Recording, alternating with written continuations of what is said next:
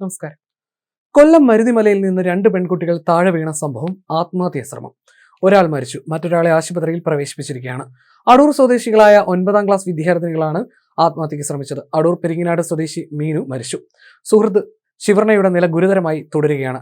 എന്താണ് ഇരുവരും ചാടാനുള്ള കാരണമെന്ന് വ്യക്തമല്ല. ഇരുവരും ഒരേ ക്ലാസ്സിൽ പഠിക്കുന്നവരാണ്. അടൂർ തൃച്ചേന്ദമംഗലം സ്കൂളിലെ 9ാം ക്ലാസ് വിദ്യാർത്ഥിനികളാണ് ഇരുവരും. ഇന്ന് രാവിലെ മുതൽ ഇരുവരെയും കാണാതായിരുന്നു.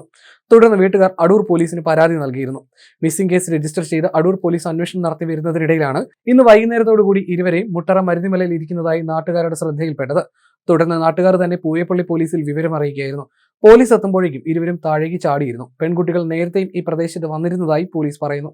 ഗുരുതരമായി പരിക്കേറ്റ ശിവർണയെ കൊല്ലത്തെ സ്വകാര്യ മെഡിക്കൽ കോളേജിലാണ് പ്രവേശിപ്പിച്ചിരിക്കുന്നത്. സംഭവത്തിൽ പൂയപ്പള്ളി പോലീസ് അന്വേഷണം നടത്തുകയാണ്. ഇക്കോ ടൂറിസം കേന്ദ്രമാണ് കൊല്ലം ജില്ലയിലെ മരുതിമല.